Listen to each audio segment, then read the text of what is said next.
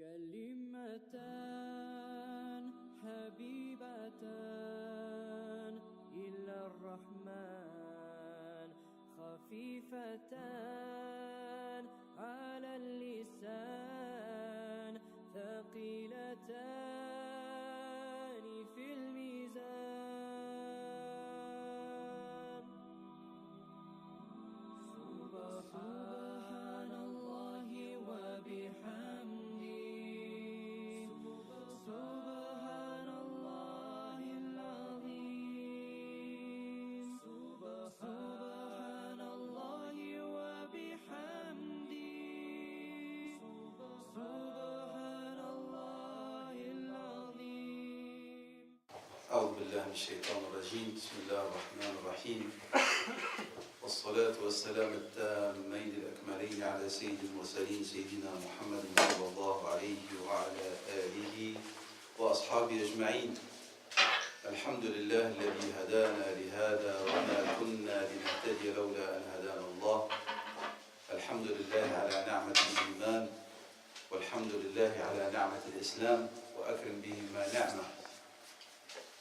Au nom de Dieu, le très clément par essence, le très miséricordieux par excellence, que la paix et les salutations de Dieu soient sur le dernier messager, notre maître et bien-aimé Muhammad sallallahu alayhi wa sallam.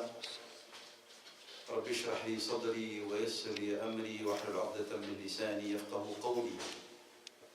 Le thème d'aujourd'hui est un thème apparemment qui interpelle beaucoup d'entre nous, surtout nous qui vivons dans un contexte où la question de l'identité est sujet de discussion et sujet de mise en cause quelque part. Nous n'allons pas polémiquer, ce n'est pas ça le but de mon intervention, vous savez très bien quelle est ma ligne de conduite toujours.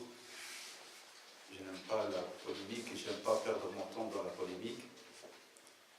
Ce que je vais essayer, je prie Allah subhanahu wa ta'ala de me soutenir dans cette tâche, c'est de vous exposer quels sont les éléments qui composent, et les principes qui composent cette identité musulmane, et essayer de susciter une réflexion auprès de chacune d'entre vous.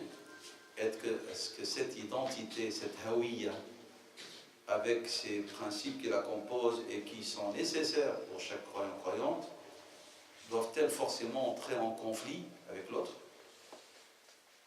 Est-ce que cette identité ne peut pas être aussi une identité qui peut aller vers l'autre, vu qu'elle a des éléments qui l'incitent à aller vers l'autre, puisque c'est une identité universelle, tel quel est le message qui est son référent principal et ses sources, à savoir le Coran et la Sunna de Rasulullah sallallahu alayhi wa sallam. Donc, est-ce que les musulmans qui se sont trouvés dans des situations analogues à la nôtre, qui ressemblent à la nôtre, comme étant des minorités, et qui ont ils ont su préserver leur identité, est-ce qu'ils ont disparu, ou ils ont pu exercer leur identité et aussi être porteurs de quelque chose qui a fait que leur identité est devenue un élément annonciateur, témoin, comme Dieu le dit dans le Coran, cette shahada, quel était son impact, son effet. Et de là, bien sûr, se remettre en question, nous, comme musulmans, vivons par exemple dans ce contexte qui est celui de la Belgique, de l'Europe. Est-ce que nous nous sommes bien identifiés à cette identité et quelle était notre réaction au niveau de l'interrelation, de l'interaction? Il y a une crainte, sûre et certaine, de la part de beaucoup d'entre nous, dans la crainte que cette identité ne soit mise en cause ou qu'elle ne se perde. Si nous essayons, nous, de la vivre et de la préserver, est-ce que les générations futures auront-elles assez de force, de moyens, de compréhension pour pouvoir préserver cette identité, ou est-ce que nous allons, la samahallah, voir une sorte de déchéance qui annoncera la disparition de cette identité? Donc toutes ces questions-là, on ne peut y répondre que si on comprend très bien et quand chacun d'entre nous sache quels sont les éléments qui doivent forcément composer cette identité individuelle et commune. Donc, je vais suivre la méthodologie suivante, Inch'Allah, dans mon intervention. La définition de ce qu'est l'identité, qui se dit en arabe al-hawiyya.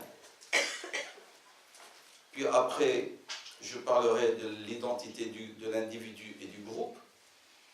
Après cela, Inch'Allah, je passerai à parler de la notion de l'identité selon la conception musulmane.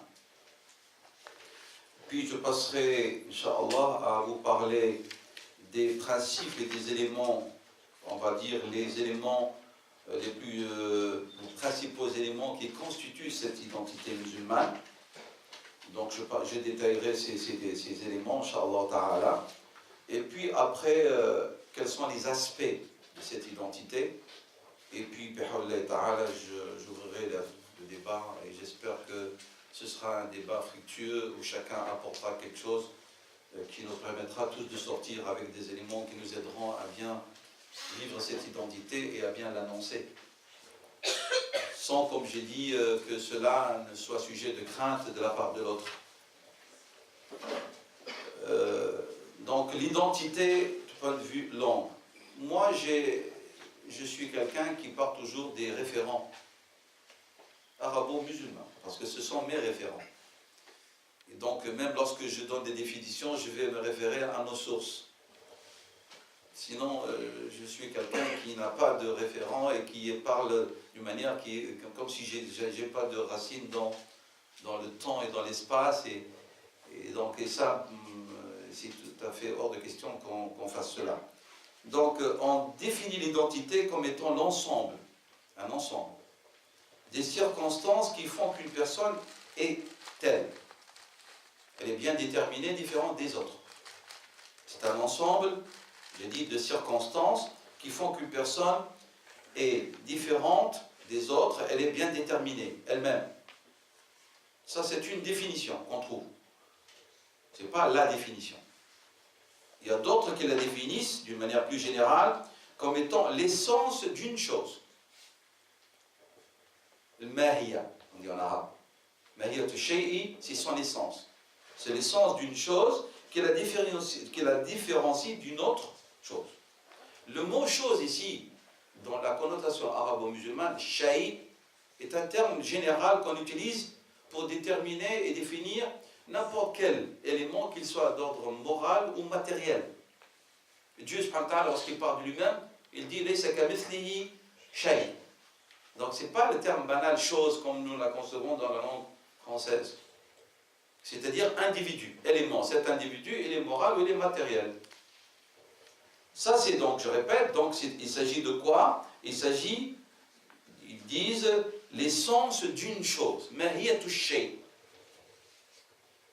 Alors là, on est dans une définition qui est encore plus précise que la première. Il nous dit un ensemble de circonstances. Là, on nous dit il s'agit de l'essence qui va différencier une chose d'une autre.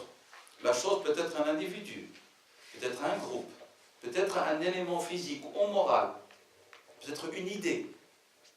C'est ça, mahiyatu shay. Si on regarde un petit peu, par exemple, les philosophes dits musulmans, qu'on appelait dans le temps al-falasif al-masha'oun, c'est des philosophes qui ont pris racine dans la culture arabo-musulmane, mais ont été influencés par la philosophie grecque, tels que le Kindi, le Farabi, Buhayan al-Tawhidi, Khwan al-Safa. Donc on les appelait, dans la culture arabo-musulmane, on dit al-falasif al-masha'oun. Et donc al-Farabi, par exemple, il dit que l'identité de quelque chose, c'est son existence propre. C'est l'existence propre d'une chose à laquelle aucune autre chose ne peut s'associer. À laquelle aucune autre chose ne peut s'associer. Et jusqu'à maintenant, je ne parle pas d'identité musulmane. C'est-à-dire, je suis en train, c'est pas que j'ai fait mon intervention exprès dans un but d'endoctrinement, c'est pas pour vous amener au postulat que moi je veux affirmer, mais c'est pour dire que tout le monde s'accorde que lorsqu'on parle de Hawiyya ou d'identité, on parle de choses essentielles. Et nous allons voir que le groupe a cette identification et aussi l'individu. La différence entre les sens d'une chose maintenant et l'identité. C'est que la première, l'essence, peut concerner plus d'individus. Tel est le cas, par exemple, de l'humanité, qui concerne non seulement un nom particulier, mais aussi tous ceux de son espèce. Ils s'associent dans une essence commune, l'insaniya. Alors que l'identité, c'est à l'opposé. C'est ce qui différencie un individu d'un autre, un groupe d'un autre. C'est ça la différence entre eux. On a utilisé la question de l'essence lorsqu'on a parlé de l'identité, mais là, on remet en cause cette définition pour dire que l'essence, elle peut être partagée entre un groupe, tandis que l'identité, c'est ce qui différencie un groupe d'un autre, un individu d'un autre.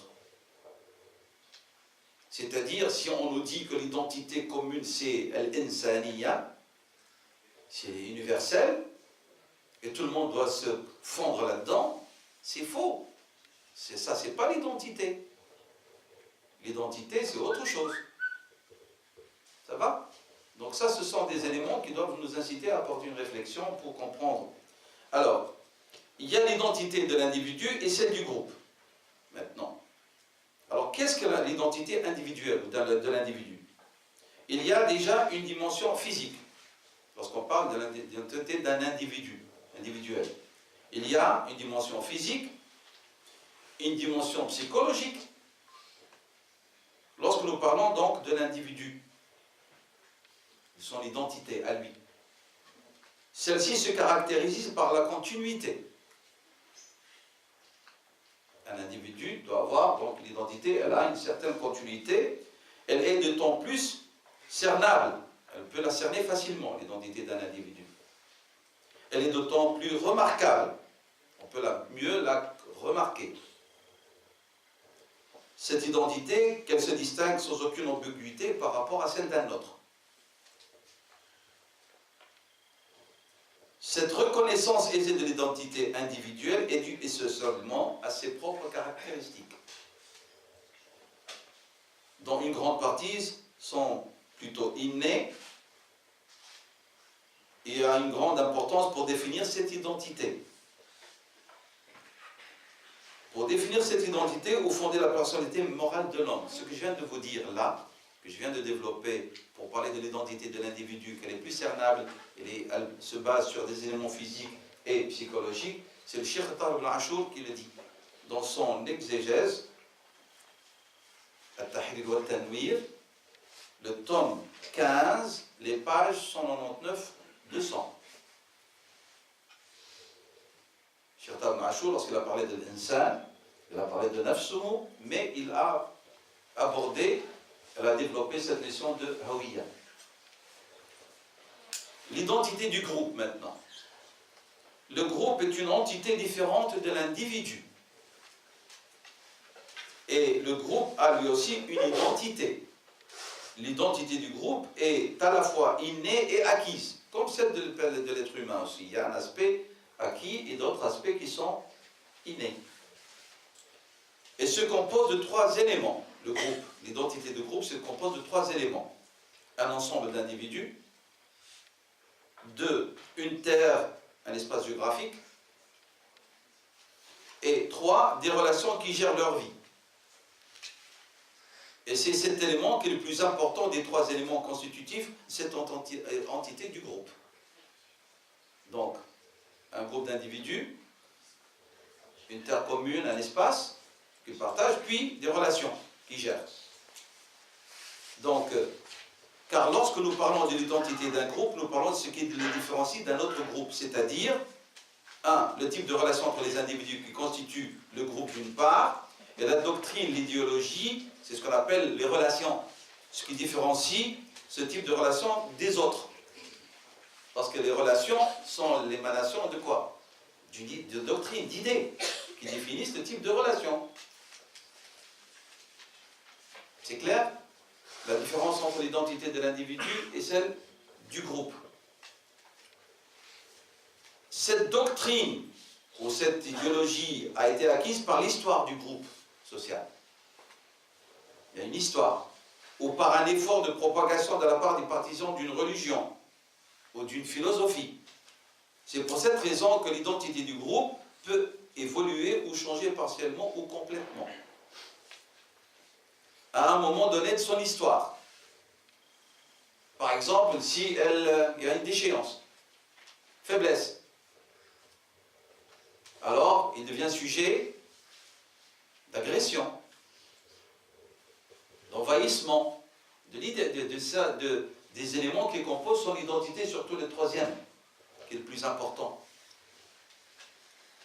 À un moment de sa faiblesse, le groupe il devient sujet à convoitise ou à envahissement, débordement au niveau des éléments doctrinaux qui composent son identité, qui c'est l'essentiel, l'élément essentiel, on a dit, avec les deux autres, mais c'est celui-là le plus important.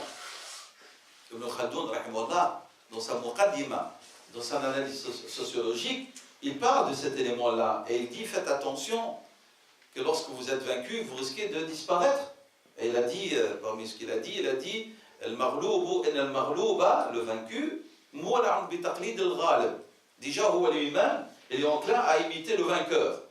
Que dire que lorsqu'il y a une participation active, à ce que, pas il imite uniquement, mais à ce qu'il se débarrasse même des éléments qui composent son identité.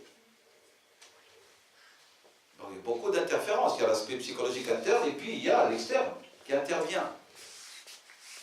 Donc, Allah subhanahu wa ta'ala dit, j'annonce ici un peu parce que je vais aller vers l'identité musulmane, je commence à baliser pour préparer.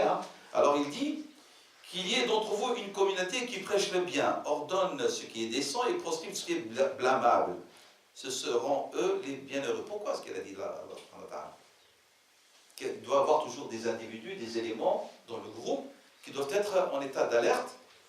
Pourquoi? Pour que les idées, les éléments doctrinaux qui composent le groupe, qui sont c'est l'élément 3 le plus important dans l'identité du groupe, soient toujours préservés. Sinon, si c'est en face limitée à la question de le nombre d'individus et l'élément espace, ben c'est fichu. Et c'est ce que notre prophète sallallahu alayhi wa sallam a annoncé lorsqu'il a dit qu'on ne sera pas une minorité à certains moments, mais un nombreux. Pourquoi? Parce que le troisième élément, il a été soit banalisé, ou soit il n'est plus presque présent. Donc, quand une idéologie ou une doctrine est malsaine ou qui ne sait pas se défendre, soit elle est mauvaise dans ses principes fondateurs, dans les idées qui la composent, qui sont à l'origine de son existence, ou qu'elle ne sait pas se défendre, qu'est-ce qui va se passer? Elle se perd, elle disparaît. L'histoire nous en raconte de nombreux exemples. Mais nous-mêmes, je n'ai pas dit l'islam, parce que c'est la religion de Dieu. Dieu subhanahu wa ta'ala s'est porté garant de préserver le texte fondateur. Mais les musulmans, ils peuvent disparaître comme individus, comme entité. Ne confondez pas le texte, au sujet duquel Allah dit, subhanahu wa ta'ala, Inna nahnu nazzalna dhikra wa inna lahu lahafidun, et entre les musulmans. Ce n'est pas deux choses, ce n'est pas la même chose. Comme on fait toujours des confusions entre l'islam et la pensée musulmane. L'islam et l'ijtihadat des érudits. L'islam et l'effort des individus. Non. C'est l'ijtihadat, cette pensée, elle s'identifie à l'islam parce qu'elle dit qu'elle puise ces informations dans les sources fondateurs. Mais est-ce qu'on peut identifier l'islam à la pensée humaine? Pas du tout. Elle peut être sujet de mise en cause, de faiblesse, d'erreur, etc. Le prophète a dit, sallallahu alayhi wa sallam, Man ijtahada wa asaba, man ijtahada wa lam yusib.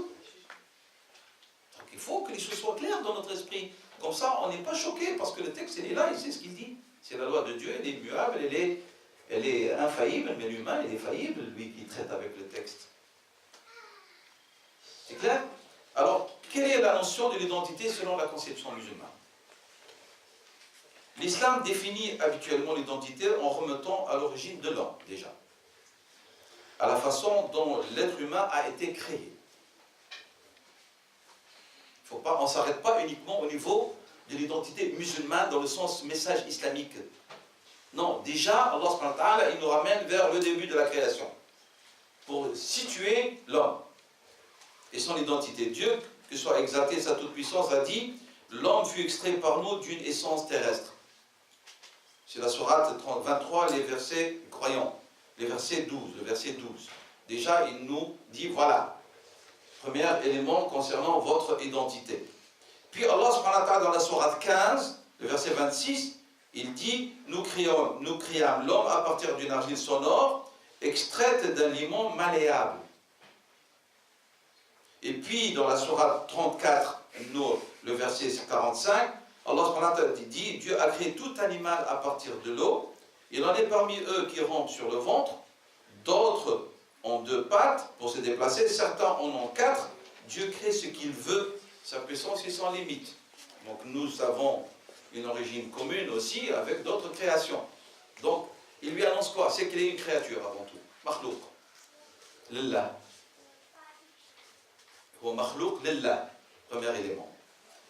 Le prophète sallallahu alayhi wa sallam a dit, oh les gens, vous venez tous d'Adam et Dieu a été créé de la terre. C'est rapporté par Tirmidhi Abu Daoud, le Sunan. C'est un élément important dans l'identité. Maintenant, nous identifions à la terre, faites attention, il faut que vous compreniez que ça veut dire qu'Allah nous rappelle que nous sommes de la terre. La terre avec ce qu'elle est. Est-ce qu'elle est plate? Haut, bas, profondeur, comme l'être humain, dans ses attitudes, dans ses comportements, dans ses attaches terrestres. Il n'est pas donc un ange. C'est un humain qui est issu de la terre et avec ce qu'elle la compose d'éléments purs et d'éléments impurs aussi. Bien sûr, nous allons parler de son âme, le moyen de son élévation qui le distingue de l'animal. Mais c'est très important d'être attentif à ça, parce que nous avons beaucoup de musulmans, ils croient que les musulmans sont des êtres infaillibles. L'erreur, elle n'est pas permise. Le péché n'est pas conçu. C'est faux. Et vous le savez très bien. Puisque nous sommes tous des pécheurs. Celui qui dit qu'il est infaillible, qui lève la main. Pas du tout. Alors, il y a ma'ashara, les infaillibles, hein, l'ensemble des pécheurs et des faibles. L'être humain a été créé faible. Ça fait partie de son essence. Donc, ces textes, parmi d'autres, démontrent l'origine commune à tous les hommes, même création, même constitution, même faiblesse, même tendance. Et ça, est-ce que ça nous distingue des autres qui n'ont pas la même doctrine que nous? Si, ça ne nous distingue pas du tout. Donc on a quelque chose de commun avec les autres. Je suis en train de vous expliquer que notre identité, elle est universelle, elle est humaine. Même avec ce que nous allons dire après sur des éléments fondateurs et principaux et constitutifs de cette identité. Mais nous ne sommes pas marginaux. On ne doit pas accepter d'être marginalisés et nous, on ne doit pas se marginaliser. On a des éléments qui nous distinguent, oui, que nous différencient, on va y venir. Mais on a quelque chose de commun. Et nous devons, selon le contexte, pas, j'ai dit, se débarrasser des éléments fondateurs, non, s'y attacher, mais aussi faire valoir ce qui nous lie à l'autre. Ce qui nous lie à l'autre. En parlant de constitution, l'islam n'envisage jamais l'aspect purement physique. Si on parle maintenant de ce qu'est l'homme. L'islam prend également en compte l'aspect esprit, jour, qui distingue l'humain de l'animal. Car l'islam considère que l'homme, qui est issu de la terre, ça c'est un élément constitué de son identité, a aussi un autre côté, un autre élément qui est celui de tous les hommes, c'est cette dimension spirituelle, que l'islam considère qu'elle est innée chez tous les hommes. Et si je vous renvoie au livre de Henri Bergson, c'est un ancien prix Nobel français qui s'appelle Les deux sources de la religion, et dans lequel il développe, avec des arguments philosophiques et aussi matériels, la question de la religiosité est un élément inné chez l'homme. Donc nous ne sommes pas les seuls qui parlons de Fitrat al-Tadayyun. Fitrat Allah, allati fatara an-nasa alayha. Cet élément, il le développe dans son livre intitulé Les deux sources de la religion, Henri Bergson. Et il dit, entre autres, il dit qu'on a trouvé des peuplades ou des groupes humains qui n'ont aucune notion de l'art. Mais jamais on a trouvé, avant ou après, un groupe humain qui n'avait pas la notion de la croyance. Jamais.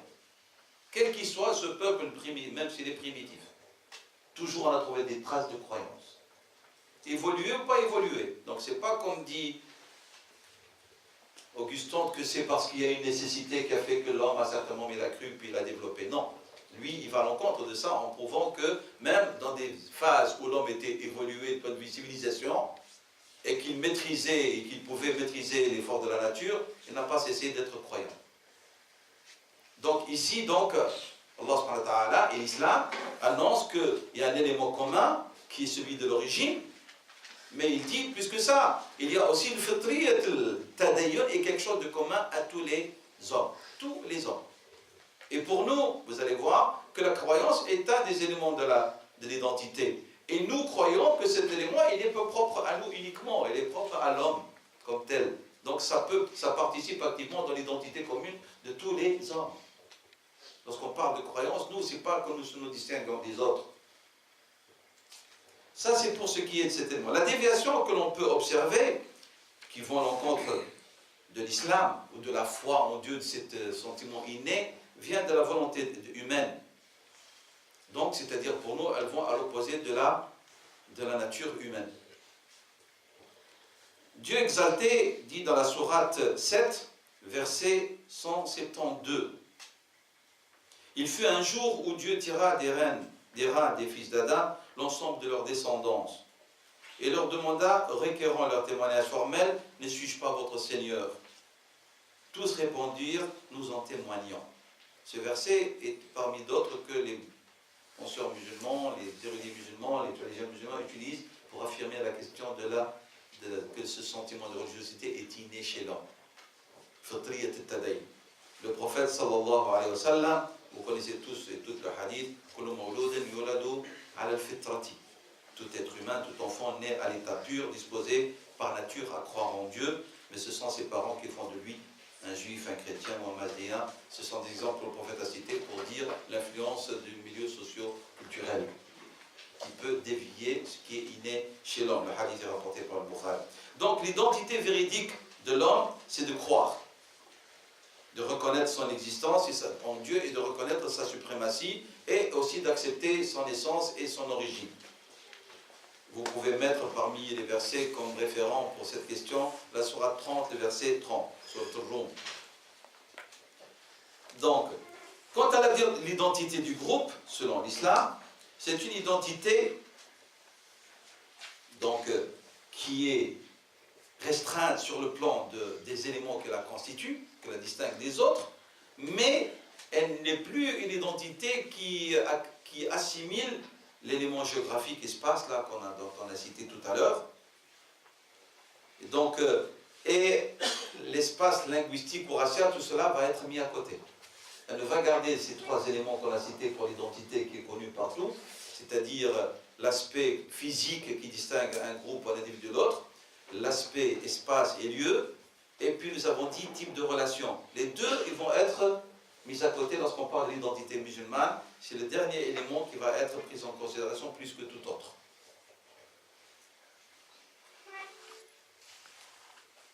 L'islam propose une solution pour sauvegarder l'identité du groupe, en lui donnant une autre dimension sans qu'elle tende vers l'exclusivité, vers le tribalisme, vers le ségrégationnisme, tout ça. Donc il va proposer des éléments, c'est la notion de la Ummah.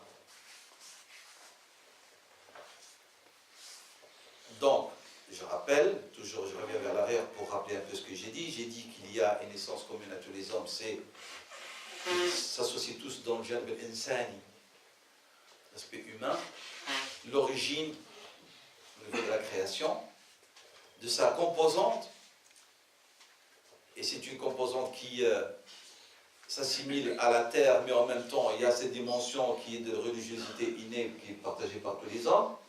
Et puis maintenant, il ne va pas aller dans le sens de la définition donnée de l'identité du groupe, qui est celle qui met en exergue l'aspect, les caractéristiques physiques, on a dit, et l'aspect doctrine, l'aspect Dieu, d'où la question de nation. Le terme nation, tel qu'il est conçu dans la pensée contemporaine pour définir un groupe, elle n'existe pas. De l'erreur, lorsqu'on introduit la Ummah par nation, c'est une grave erreur. Et donc, il va mettre en évidence quelque chose de plus important, c'est l'aspect donc qui va dépasser l'espace, temps, lieu, caractéristiques physiques, ethniques, qui est la question de la Ummah, qui tourne autour de l'élément fondateur qui est celui de l'islam et ses textes fondateurs. Et l'islam et ses textes fondateurs ont une dimension globale, universelle, alamiya. Donc il ne s'agit plus de question de groupe fermé, puisque l'identité est une identité universelle. Vous voyez, c'est-à-dire malgré qu'il y ait une distinction, mais en même temps, elle n'est pas fermée. Ce n'est pas une distinction qui dit nous les musulmans et on exclut tout autre. Non, nous les musulmans, le terme islam veut dire tous les humains. Et le hadith là, il est clair là. Il dit Kul mawloudin. Tout enfant, il ne parle pas de tout enfant musulman. Il parle de l'enfant humain, descendant des hommes.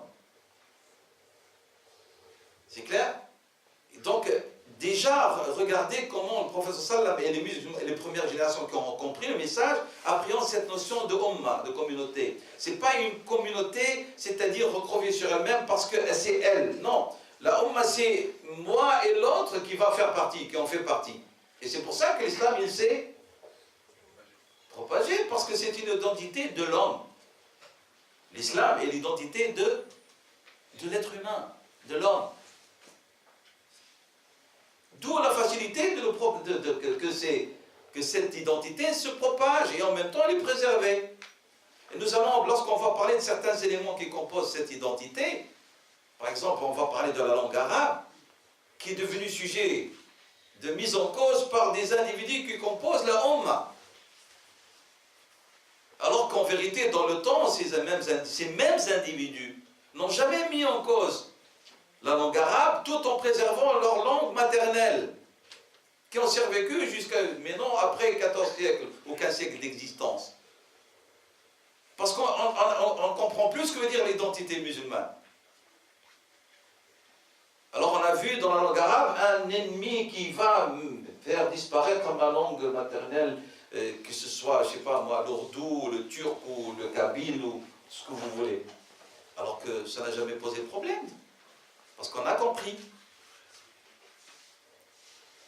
L'identité musulmane, donc commune, c'est une doctrine qui explique ce qu'est l'existence et la vie en général. La place de l'homme dans l'univers. Et ici, c'est un appel que je lance à toutes mes sœurs et tous mes frères. Nous avons une ignorance grave des conceptions musulmanes quant à ce que veut dire al-wujud lui-même, l'existence de l'homme. Quel est le rôle que joue l'homme dans cette existence, de cet univers qu'Allah a créé? Et c'est pour ça que nous sommes à porte-à-faux par rapport à ce que nous disons et par rapport à ce que nous sommes à l'intérieur. Il y a une contradiction chez les musulmans. Totale, parce que toutes ces conceptions musulmanes qui doivent être acquises par chacun d'entre nous, elles ne sont pas soit parachevées ou soit elles sont inexistantes parfois, totalement. Totalement. Les conceptions, on les appelle en arabe mafahim. Mahou mafhoum al-insan, selon l'islam. Mafhoum al-hadar, selon l'islam. Mafhoum al-ilm, selon l'islam. Mafhoum al-kawn, l'univers. Toutes ces conceptions qui sont fondamentales pour structurer, composer notre manière d'être et de penser, elles sont inexistantes chez un bon nombre d'entre nous, parmi nous. D'où le fait que nous vivons en complète contradiction entre ce que nous prétendons être et entre ce que nous affichons à partir de nos choix, ce que nous faisons, comment nous agissons, C'est une contradiction totale. Et ça aussi apporte de l'ambiguïté par rapport à l'autre qui veut savoir ce que nous sommes. Lorsque j'ai dit que nous sommes, par essence, des individus versés vers l'universalisme. Et lorsque nous voyons comment fonctionnent les musulmans, sous forme de clivage, de groupes fermés, on a peur de l'autre, on a peur de l'extérieur. Et subhanallah, les compagnons de Rasul sallam n'ont pas fait les grandes universités. Et ils sont allés dans toutes les régions du monde. Le plus grand nombre de compagnons de Rasul sallam sont morts et décédés en dehors de leur patrie. Le plus grand nombre de compagnons sont morts en dehors de leur pays, qui était Mecca ou Médina, de l'Arabie. Et ils ont laissé des traces effectives de leur passage. Quelles traces nous avons laissées? Puisque bientôt on va fêter les 50 années, et ils ne disent même pas de l'islam, ils disent de l'immigration. Et marocaine, vous voyez, on vous a exclu les Turcs. Hein. On ne connaît même pas que vous êtes là. Ni les Belges convertis, ils ne sont pas là. Donc c'est clair, mais nous sommes quelque part aussi responsables.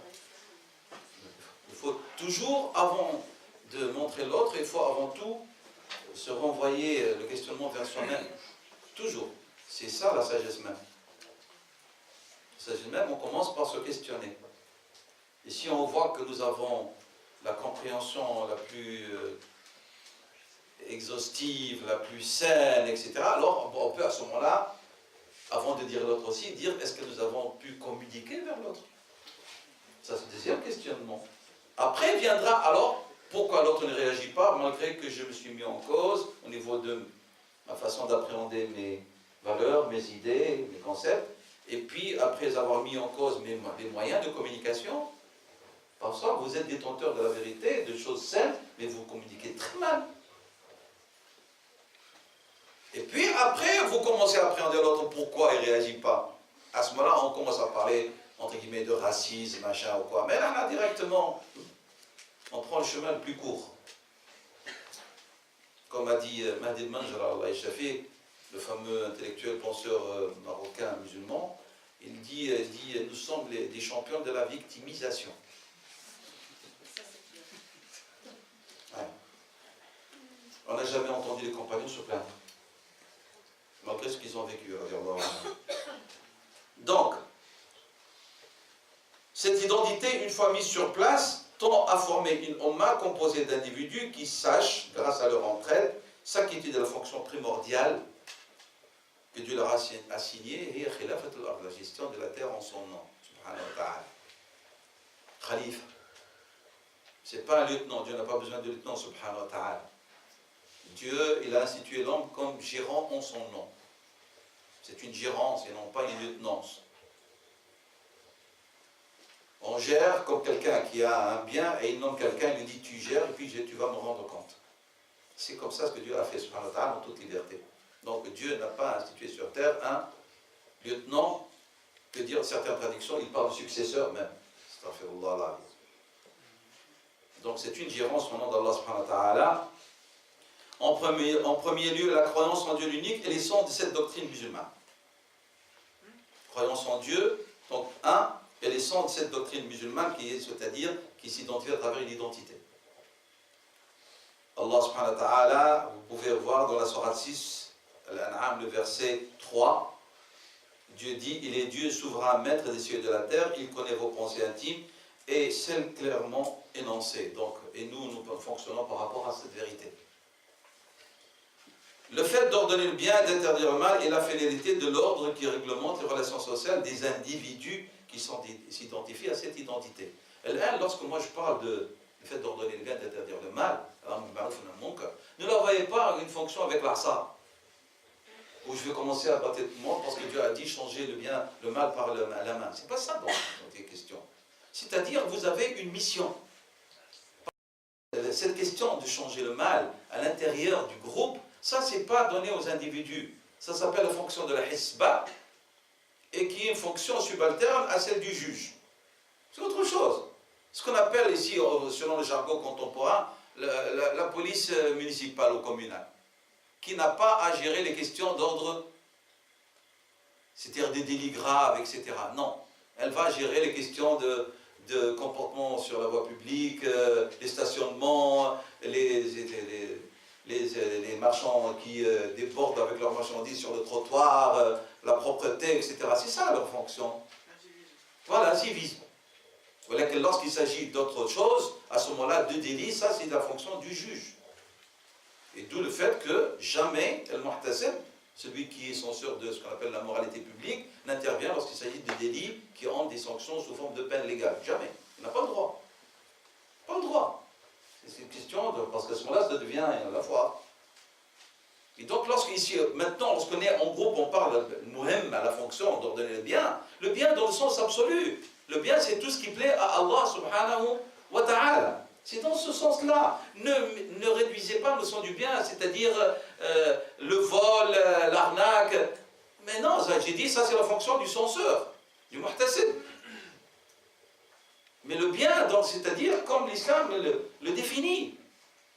L'islam est la religion même de l'khayr, dans l'absolu.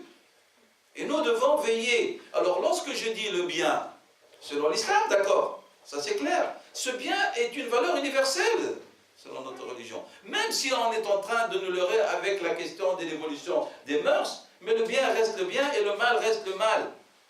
Et vous n'avez qu'à regarder la réaction des gens qui adhèrent à cette théorie de l'évolution des mœurs, comment est-ce qu'ils réagissent lorsqu'ils sont touchés par ce mal qu'ils commencent à considérer comme étant un bien, et que l'islam a toujours tenu à dire que c'est un mal. Donc le bien est toujours le même. Et nous défendons des valeurs qui sont universelles à ce niveau-là. L'identité musulmane prend l'essence de la juste compréhension de l'islam. Et qui est par nature un credo qui englobe toute la vie. L'exhaustivité, shumuliyat l'islam. L'islam shamil. Donc cette identité musulmane, les individus l'acquièrent suite à un choix libre, issu d'une volonté libre, de toute forme de contrainte. Exprès, j'utilise ça pour vous dire que l'islam n'a jamais été composé d'éléments où on force les gens à croire. C'est pour ça qu'il a pu s'émanciper et s'étendre, parce que ce sont des gens qui ont adhéré librement. Et lorsqu'on adhère librement, c'est qu'on a bien réfléchi, qu'on nous a donné le temps pour réfléchir et adhérer. Et ça veut dire qu'il y a une certaine tolérance lorsqu'on communique à l'autre sa foi, sans frustration, sans brusquerie, sans accusation. Et là, il nous faudra réapprendre la da'wah. Ouverture, de parenthèse. Lisez le Coran, lisez comment Allah subhanahu wa ta'ala éduque son prophète sallallahu alayhi wa sallam lorsqu'il doit dialoguer avec les mécréants de Quraysh et autres. Pas de malédiction, pas de condamnation directe, il n'y a pas. Même que lorsque il y a eu débat entre Rasul sallam et les gens du livre, les juifs, le prophète sallam leur a dit pour la question de la vérité, de reconnaissance de son message, il n'a pas dit apportez vos enfants et vos femmes et nous allons les maudire, la dire nos enfants à nous, nos femmes à nous les premières, et puis les vôtres. Et puis on se met ensemble et on maudit. On va implorer la malédiction de Dieu sur qui? Sur les mécréants. Ils ont refusé. Mais il n'a pas dit que vous êtes directement. Alors Rasul sallam n'a pas été envoyé pour être un la'an, un damnateur, voilà un ta'an, quelqu'un qui attaque l'honneur des autres, et non pas être, même pas un vulgaire et grossier. Le prophète sallam n'a jamais fonctionné comme ça. Il a compris, parce que c'est une identité universelle, il faut qu'il lui donne tous les moyens pour qu'elle puisse être appréhendée par l'autre, qui partage avec nous deux éléments que j'ai cités au début. Rappelez-vous, l'origine, notre création, et aussi une composante fondamentale au niveau de l'esprit, c'est la croyance qui est innée chez tous les hommes. Et lorsqu'on a quelqu'un qui sait communiquer et faire réveiller ces deux éléments importants dans les composants de l'identité humaine, qui sont aussi des éléments de l'identité musulmane, comment est-ce que vous ne trouverez pas quelqu'un qui répondra? Il répondra, tôt ou tard. Tôt ou tard, il répondra. C'est pour ça, je suis en train de vous expliquer que voilà les éléments, et on va les détailler, et qu'on ne doit pas marchander sur ces éléments, mais que ce n'est pas une identité agressive et qui exclut l'autre. Elle appelle l'autre à des éléments qui sont communs. Quand est-ce qu'on doit comprendre cela?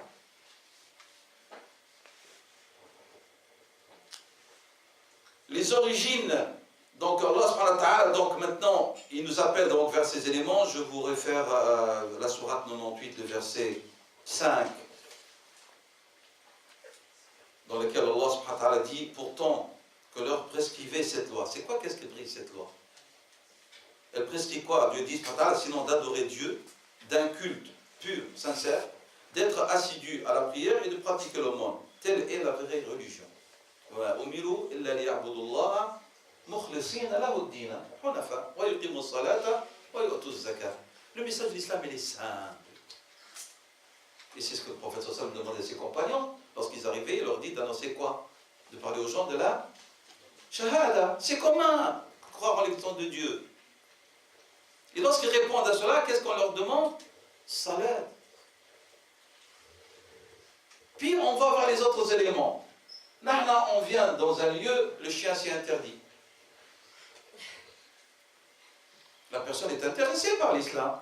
Mais de parler de l'islam, de l'élément fondamental, l'élément principal de l'identité musulmane, on se focalise sur l'interdiction du chien. Mais on le sait, mais ce n'est pas principal, ce n'est pas fondamental, et ce n'est pas primordial. Ce n'est pas primordial. Une femme qui vit isolée, alors on va dire combien d'années, toute seule, mesquina, et l'occasion est venue pour qu'elle écoute, c'est quelque chose qui est commun à nous, croire en Dieu l'unique. On la bloque, on lui dit, ça c'est ça, mais vous savez, mais le chien c'est haram. Le chien, lui, il remplace toute sa famille. Tu débarques, toi, tu vas substituer à sa famille comment? En théorie, dans la pratique, elle va se retrouver isolée encore. Donc voilà.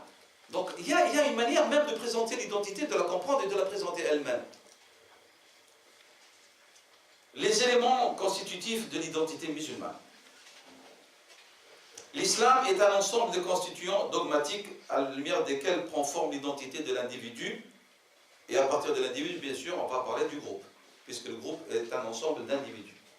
Mais nous avons dit, comme vous voyez, lorsqu'on a parlé de l'individu qui compose l'identité du groupe musulman, on n'a pas parlé des caractéristiques physiques là, communes ou linguistiques ou quoi, ou histoire, comme lorsqu'on a parlé de l'identité des autres groupes de façon générale.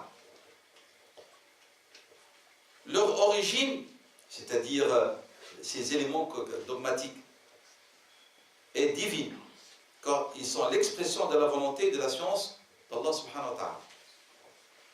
Dieu le Très-Haut nous dit, nous t'avons ainsi révélé un esprit procédant de nous, tu n'étais pas initié auparavant à l'écriture, et tu n'avais pas eu connaissance de la vraie foi. Ainsi nous faisons de ce livre une lumière par laquelle nous guidons qui nous voulons.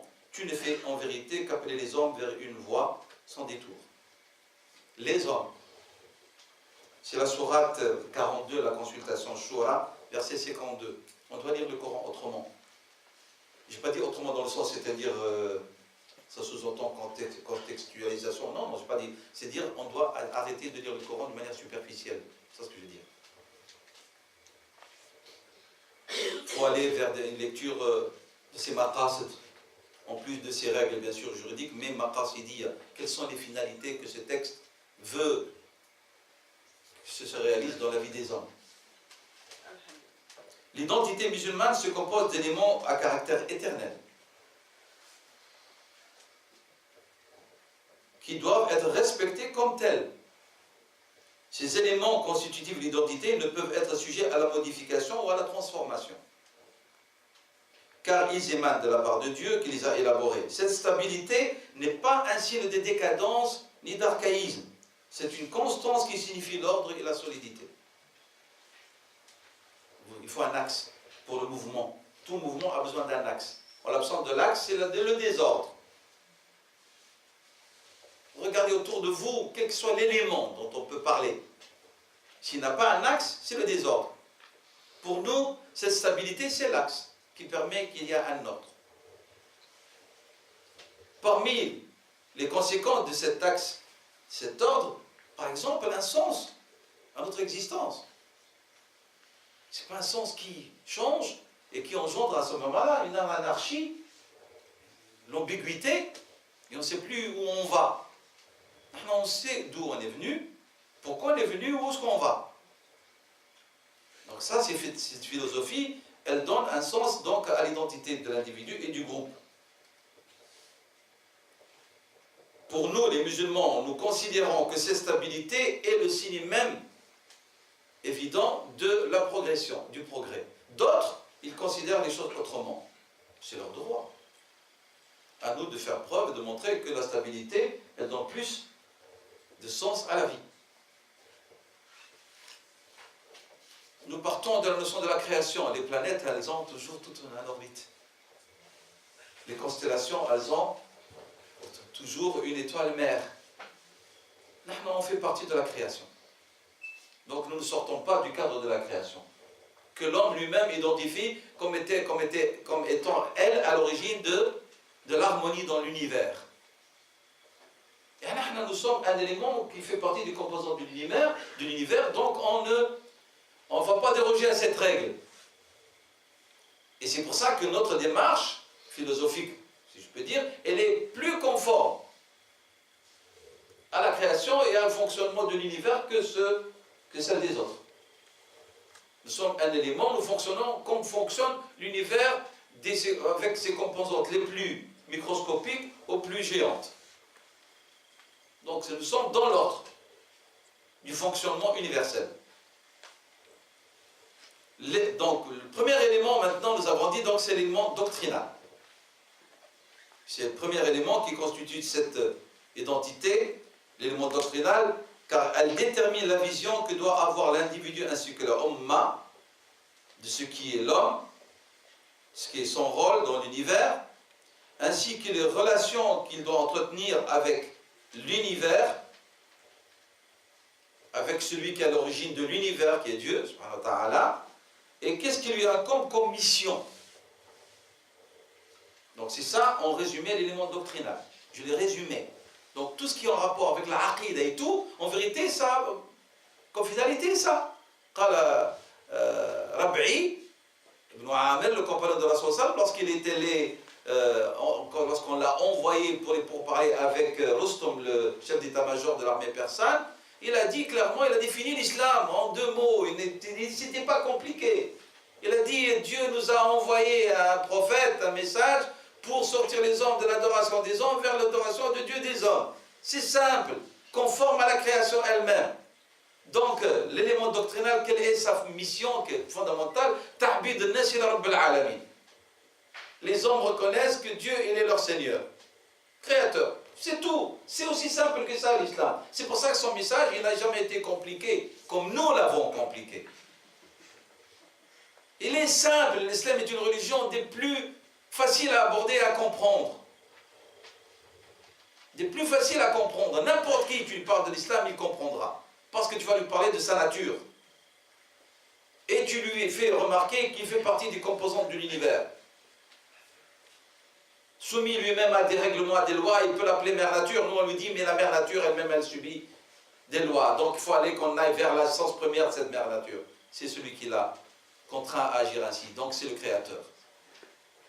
Qu'on appelle maintenant l'élément déterministe, pour ne pas dire Dieu. Ah oui, puisque maintenant, après la négation de Dieu, ils sont devenus déterministes. Les déterministes, c'est qui a déterminé? C'est Allah, c'est le créateur. Mais le problème, parce qu'il va les contraindre avec des règles morales qui dérangent. C'est tout, hein. C'est-à-dire, si on spolie l'islam, sa dimension éthique et morale, tout le monde est prêt à l'accepter. Il est bien l'islam sur le plan économique. Tout le monde aime l'économie musulmane maintenant. Ben oui. Même sur certains aspects d'interdiction, tout le monde est d'accord. Hein, l'aspect biologique, bio, là, et tout ça, tout le monde est d'accord avec l'islam. Mais dès qu'on va vers des contraintes, alors là, ça ne va pas. C'est clair? Mais c'est à nous de montrer que c'est valable et que c'est dans l'intérêt de l'homme. Donc, un univers composé d'éléments dont le plus noble est l'homme, à qui Dieu a assujetti tous les autres éléments de cet univers pour qu'il puisse s'acquitter avec exemple de ce dépôt qu'on appelait le khilafa. L'élément doctrinal est la référence absolue pour tous les musulmans qui ont choisi l'islam. comme identité. C'est la somme de tous les choix qu'ils vont adopter dans toute leur démarche, que ce soit au niveau des institutions, des comportements divers et autres. Je répète, c'est très important ça.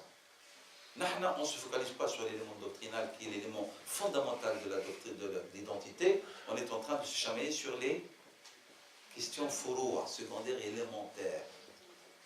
Alors on a perdu l'identité et on est en train de la perdre en vue et de la faire perdre en vue à l'autre. Parce que pour lui c'est ambigu. Lorsque vous avez quelqu'un de converti, puisqu'il devient musulman, il dit je ne comprends pas, je vais dans cette mosquée, j'ai une conception, là une conception, alors il dit je suis perdu. Pourquoi il doit être perdu, mesquin? L'élément doctrinal est commun, il est là, wadah. Et l'élément de fourou, il est wadah. Les musulmans depuis le début, les compagnons, ils ont divergé parce que les textes, on lui explique en 2 mots que les fourous peuvent être sujet de divergence, c'est une richesse que suggère le texte, que suggère la langue arabe, etc. Ils sortent de chez nous, de la mosquée, tranquille. Mais lorsqu'il n'y a pas d'explication, rien n'est clair, mesquin, il est fini. Hein.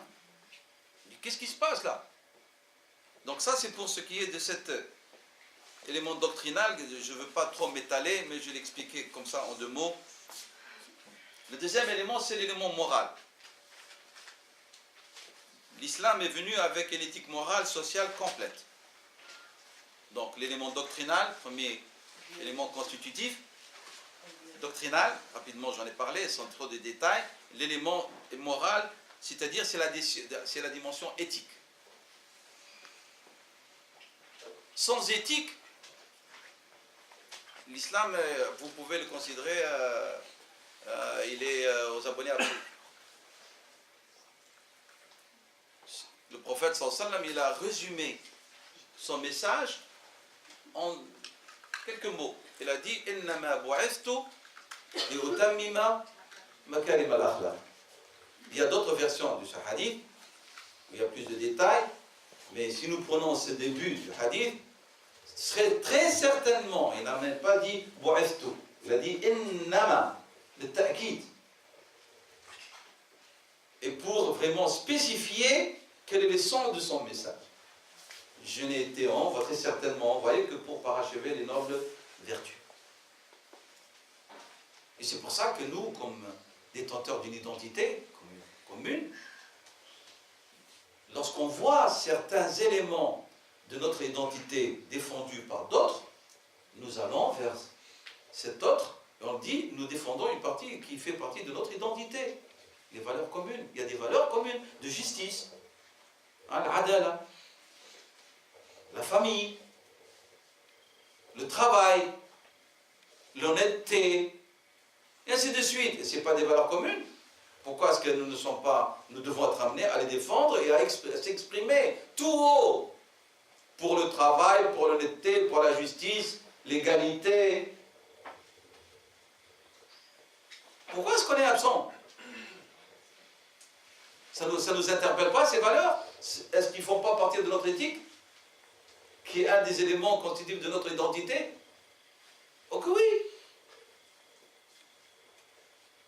Et cette éthique, on la défend même lorsqu'il s'agit de gens, des nôtres, qui la bafouent. Il n'y a pas de solidarité communautaire, parce qu'il fait partie, alors là, celui qui fait partie, il est annoncé faisant partie des nôtres, c'est devenu l'élément que nous avons dénigré tout à l'heure, régional, local. Ce n'est plus l'identité commune qui est celle de l'islam. Il est voleur, c'est un drogué, je ne parle pas des victimes, c'est un vendeur de drogue, un grand trafiquant, on l'arrête, tout le monde. Ah, pourquoi est-ce qu'on a touché? C'est un musulman. Quoi, le musulman est peut-être un trafiquant de drogue? Pas du tout. Et tout le monde est en ébullition parce qu'on a parlé dans les journaux. Mais si c'est un voleur, tant pis pour lui. Si c'est un trafiquant, tant pis pour lui. Un trafiquant, dans certains pays musulmans, suite à la fatwa donnée par le Majma' al-Fiqh de Jadda, il considère les grands trafiquants de drogue comme étant, faisant partie de ceux qui sèment le désordre sur terre. Et donc dans la peine et la mise à mort. Ah oui, les ulama, ils ont parlé de ça, nous savons. Contemporains, hein. Les trafiquants. Parce qu'ils disent, et vous savez le verset, lorsqu'il parle de ceux qui sèment le désordre sur terre, La punition, elle fait peur. Hein. C'est crucifixion, décapitation au bras droit, puis jambe gauche et tout. Hein. Ouais, l'exil de la terre. Et puis lorsqu'il y a un grand Africain qui sème le désordre sur terre, on fait valoir même pas un élément constitutif de notre identité commune. C'est l'identité du groupe qui n'a rien à voir avec l'identité commune musulmane de la Ummah. Et les Tunsis, les Jazaïris, et les Marocains, nous avons dit que l'islam a banni cela. Bien, donc l'élément moral est très important. Abu Hamid al-Ghazali, dans son ouvrage intitulé Al-Adab fi ad-Din, le bon comportement du fidèle envers Dieu. Ah, il nous parle de cela et il dit que l'islam est une religion qui, à la fois, elle donne de l'importance à l'action humaine, mais aussi, cette fois, elle se concrétise dans les comportements sociaux. Dans les comportements sociaux. Et bien sûr, qui dit social, dit économique, qui dit politique et autres. Et donc, regardez le titre de l'ouvrage lui-même, lorsqu'il dit Al-Adab fi ad-Din, le bon comportement envers Dieu, pour dire que la relation avec Dieu passe par un bon comportement. Elle passe par un bon comportement. Donc, au niveau de l'individu, cet élément moral, il doit être évident dans l'identité de l'individu qui compose la communauté de la Ummah, à travers une éducation spirituelle à laquelle doit souscrire chaque membre s'identifiant à la morale islamique.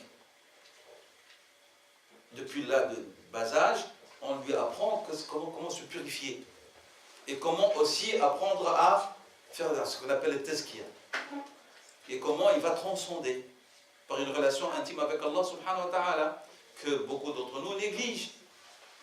On ne s'occupe pas de cette dimension de travail sur soi, de purification de tazkiya à laquelle s'était attelé Rasulullah sallam toute sa vie, ainsi que ses compagnons. Comment est-ce qu'ils étaient les compagnons? Ils étaient, on a parlé d'eux, on a dit qu'ils étaient cavaliers le jour et des moines le soir.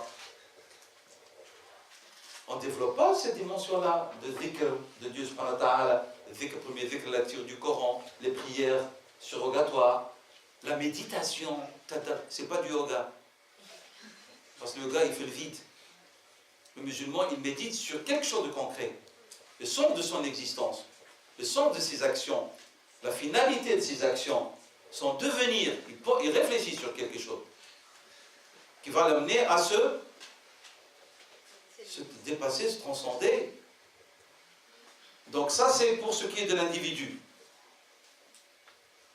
Au niveau l'éthique, au niveau social. Et donc, cette morale islamique ordonne le respect de l'âme humaine en général, par exemple.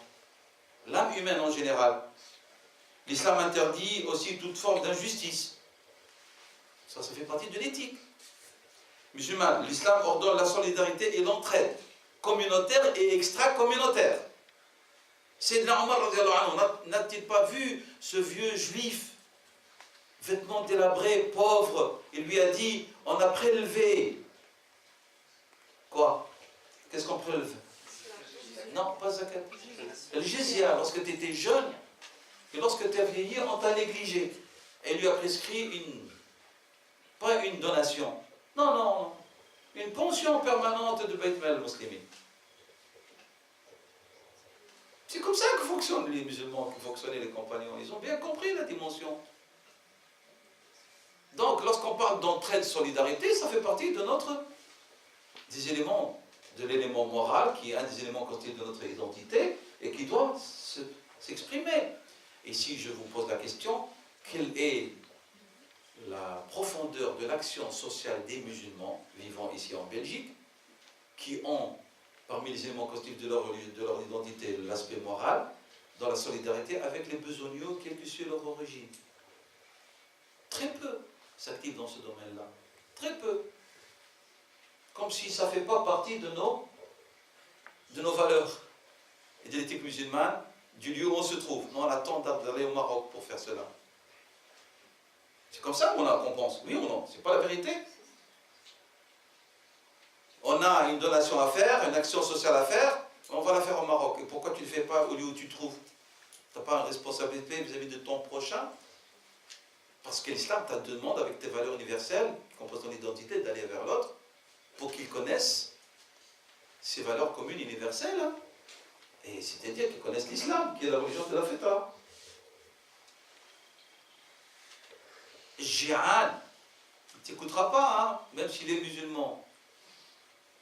N'a-t-il pas dit, c'est normal, si la pauvreté était un homme, je l'aurais tué. S'il se personnifiait un être humain, je l'aurais tué, a dit, c'est normal, la pauvreté. Il n'y a pas de pauvreté là où nous sommes. Les gens ils disent on a de l'argent mais ils ne savent pas qui donner. Subhanallah. Moi j'entends ça à longueur de journée dans les fatawas. J'ai de l'argent, je ne trouve pas de pauvre ici. Moi chaque fois que je suis choqué.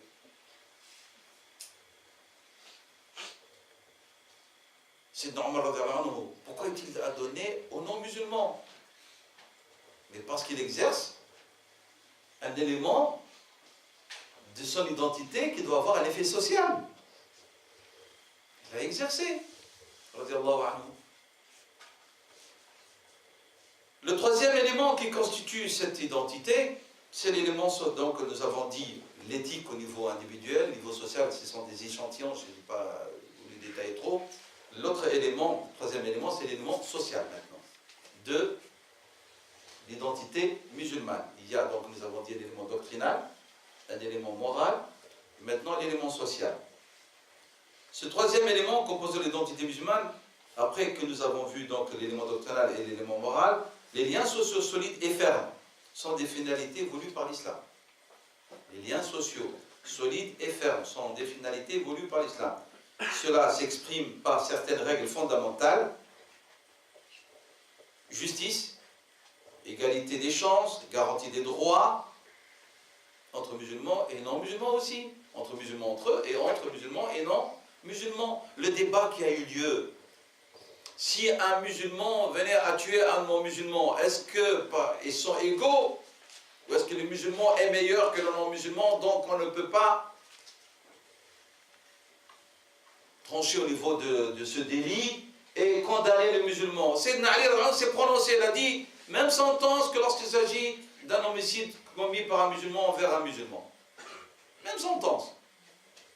On parle d'un être humain, on parle de l'humain.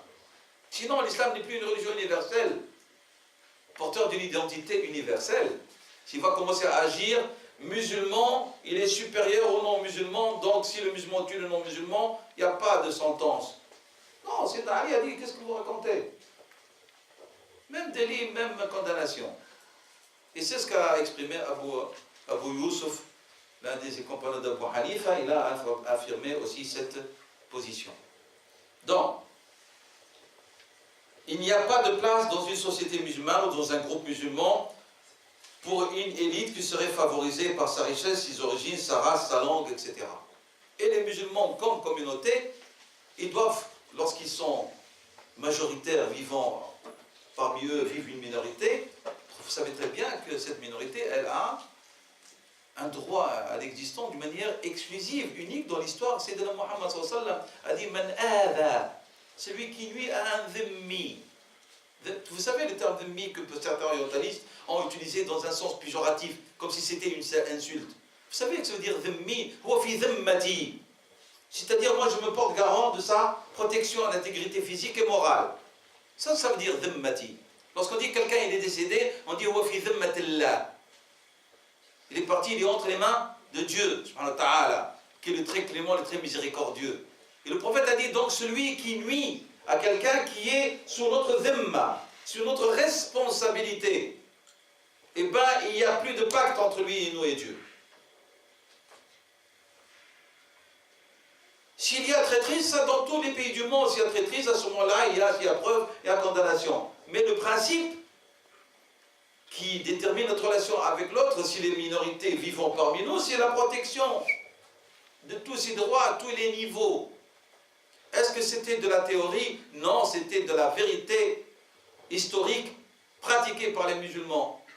Et ici, je parlais une fois avec certains frères et sœurs, je leur ai dit, moi toujours je vous renvoie à l'autre, comme ça, qui est témoin historique.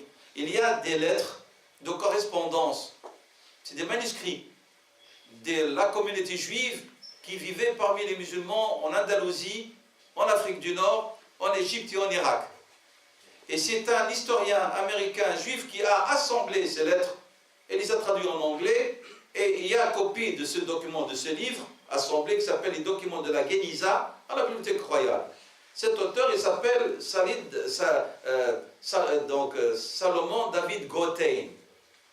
Il a assemblé des lettres de correspondance entre les membres de la communauté juive en Andalousie, en Afrique du Nord, en Égypte à Bagdad, et eux, ils racontent leur vécu.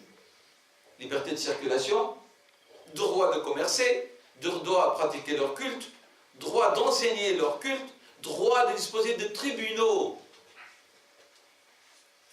dont les juges sont issus de leur communauté. L'ouvrage, il est là, vous avez la Bibliothèque royale et vous allez le trouver. C'est les lettres de la Guéniza, Salomon David Gothein. Donc ils ont compris, les premières générations, c'est pas qu'ils ont innové dans l'islam, ils ont inventé, pas du tout. Pas du tout.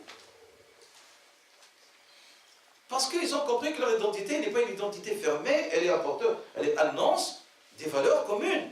Bien sûr, on a des éléments dogmatiques, etc., divers des autres. Ça c'est clair, on a parlé d'éléments doctrinaux. Mais dans l'élément doctrinal, il y a des éléments qui sont partagés par l'autre. Alors pourquoi est-ce qu'on n'appelle pas l'autre via les éléments même doctrinaux que nous partageons à une relation? Et de là, il y a une connaissance. Vous savez, dans l'histoire, il y avait ce qu'on appelle l'Église d'Afrique. Elle était à Alger. Bonn, dans le temps, on l'appelait. C'était une autorité de l'Église, avant l'avènement de l'islam. Et donc, en Afrique du Nord, les gens étaient foncièrement chrétiens. Toute l'Afrique du Nord. C'est vrai qu'il y a eu le Futuhat, mais les droits étaient préservés de ces communautés, les textes à l'appui. Les historiens se sont posé la question, pourquoi est-ce qu'il y a eu disparition au fur et à mesure de nombre de chrétiens et de cette église et de toute son action? Il n'y a pas eu de persécution, prouvé historiquement, il n'y a pas eu de contrainte à adhérer à l'islam, il n'y avait pas. Il n'y a pas. Ils ont expliqué cela, les gens sensés et objectifs, que les gens ont adhéré de leur propre chef à l'islam. Et avec le temps, le nombre a été réduit, jusqu'à ce que cette église d'Afrique a disparu. D'elle-même. Là, je suis en train de vous parler d'une identité de leur groupe et les dominants, et les musulmans. Maintenant, dans la réflexion commune, on va parler lorsque nous sommes une minorité. Un des éléments les plus choquants, qui m'a choqué, moi, depuis 30 ans, je vis ici, dans ce pays, que je fonctionne un peu dans la communauté, selon mes petits outils. Ce que j'ai constaté, c'est que nous sommes une minorité qui croit qu'elle est dominante. C'est la vérité, maintenant. On a un discours de dominant. On a une attitude de dominant. Nous sommes la majorité. Alors que tout élément qui la compose, confusion, surtout avec l'émergence de l'esprit nationaliste, etc., qui compose cette communauté, entre guillemets, ah ouais, 600 000, toute origine confondue, 2,5% de la population belge, même pas, et dans ces 600 000, et je sois clair avec vous, mes frères et sœurs, il n'y a même pas 32 000 qui sont des pratiquants. Parce que nous confondons l'appartenance nationale avec ceux qui adhèrent à l'islam. Moi, j'affirme que la grande majorité des gens qui composent cette communauté ne sont pas des pratiquants. Et ils sont de deux sortes, des pratiquants par négligence et un bon nombre par conviction. Et on a un discours de quelqu'un qui se prend pour le... mais qui domine déjà sa communauté. يعني شوية تنظيف الداخل.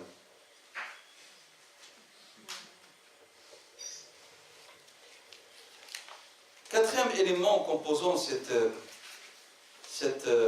identité, l'arabité, ou la langue arabe.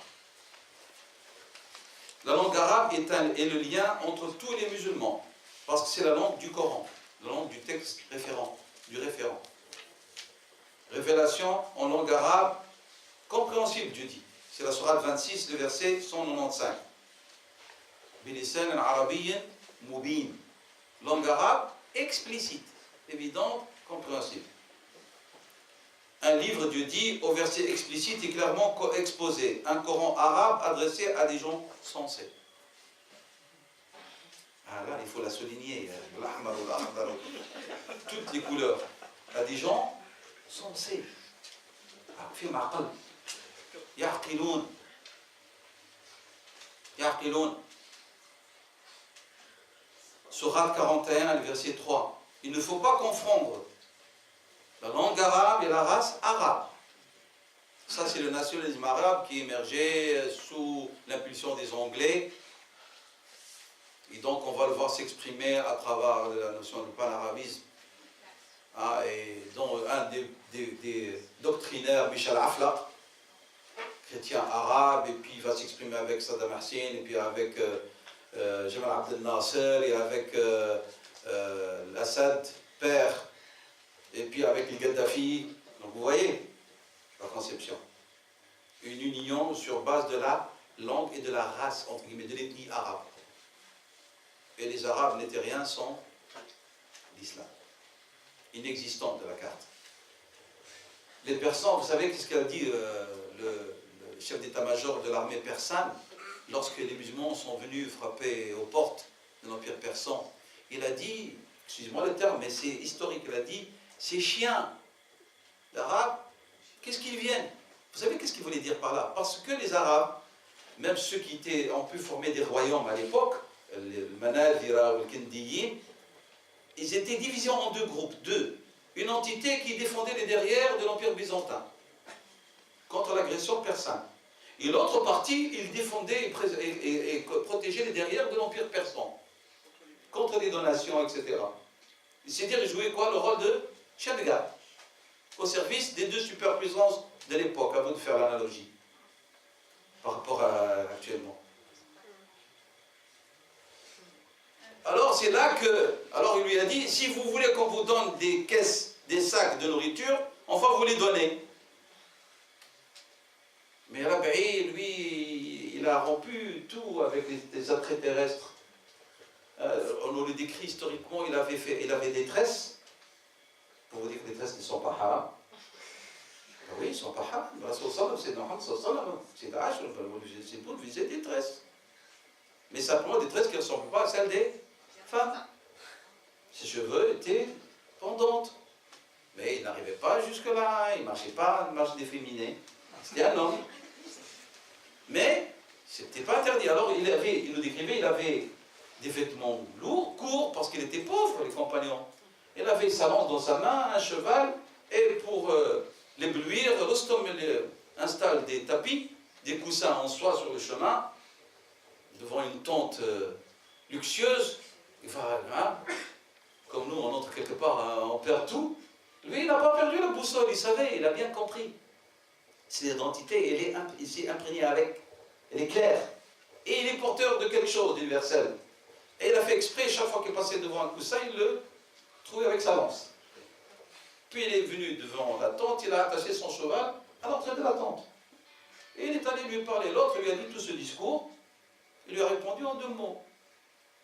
Il a dit, Allah subhanahu wa ta'ala nous a envoyés pour libérer les hommes de l'adoration des hommes vers l'adoration du Dieu des hommes. Et voilà les conditions claires. Et ce que je dis, j'annonce, c'est ce que les autres derrière, là, eux-mêmes, ils ont la même conception. Il n'y a pas là-bas d'apporter un autre qui va te dire, et tu ne veux pas faire des concessions, et tu prends ceci ou cela. Donc, la langue arabe, donc il ne faut pas la confondre.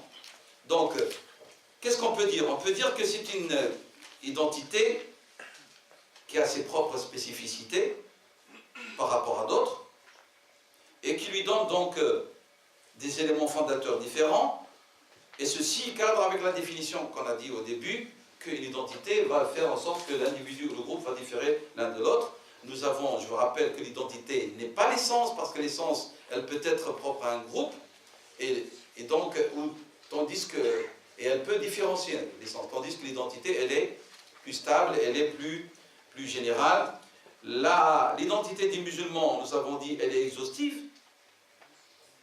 C'est une identité qui est claire, elle n'est pas ambiguë.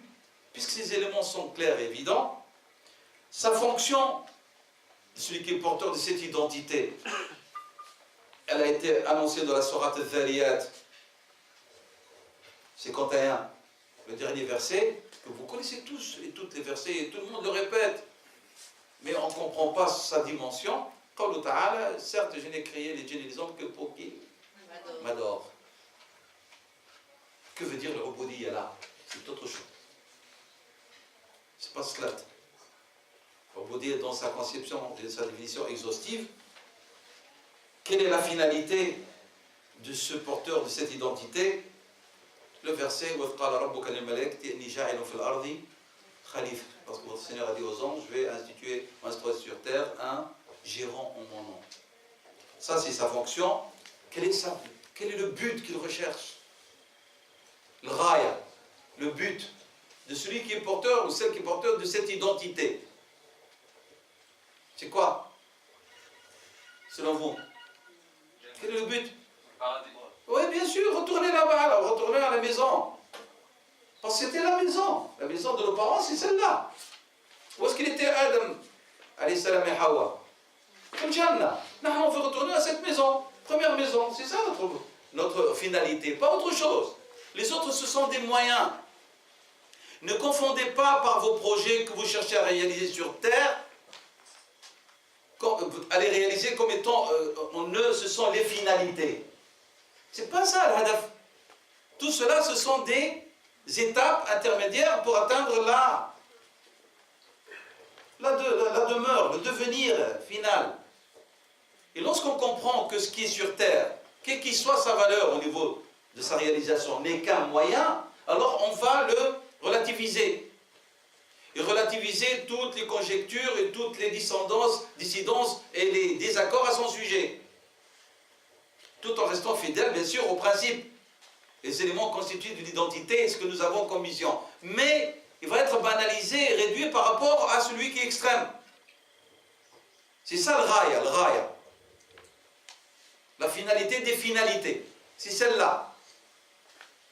Alors vous allez relativiser votre action, vos chamailleries, vos désaccords, tout ce que vous voulez.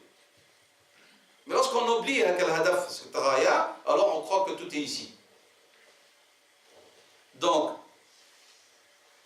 il a comme fondement, nous avons dit, je rappelle pour conclure, l'élément dogmatique qui est fondamental. Nous avons dit l'élément social et la langue arabe, parce que c'est la langue du texte commun de tous les musulmans, quelle que soit leur origine, leur ethnie, leur culture, leur usage. La langue arabe. Et bien sûr, maintenant je vais vous provoquer, et l'expérience humaine. Je l'ai laissé exprès à la fin. L'expérience humaine, quelle qu'elle soit son origine, doit rentrer comme un élément qui constitue notre identité. قال صلى الله عليه وسلم الحكمة ضالة المؤمن. Le hikmah, la sagesse, c'est la chose la plus recherchée par le croyant. Là où il la trouve, il la prend. Là où il la trouve, c'est lui qui le mérite le plus, l'autre version. Mais toujours, nous avons dit, sans qu'elle soit en contradiction avec les éléments constitutifs de l'identité, mais nous n'avons pas peur d'aller vers l'expérience humaine. Il ne faut pas avoir peur. Pourquoi vous avez peur d'aller vers l'expérience humaine? Faut lire, faut écouter, faut discuter, dialoguer, controverser, mais avec politesse, éducation et pas insulte et tout. Hein. Je conclus par ce qu'a dit l'imam Abu Hanifa, rahimahullah. Il était versé dans la controverse, l'imam Abu Hanifa, avec les tendants, les courants doctrinaux dans dehors de la communauté, de l'intérieur de la communauté, et il utilisait ce qu'on appelle al-kalam, la théologie scolastique, pour controverser. C'est quoi al-kalam? C'est défendre et présenter l'aqida en y ajoutant des arguments rationnels. C'est ça que ça veut dire. Il y a dalil al-naqli, qui sont les textes, puis il y a dalil al-aqli, pour venir défendre la vérité. L'aql chez nous, le musulman, a pour mission de comprendre, mais a pour mission aussi de défendre.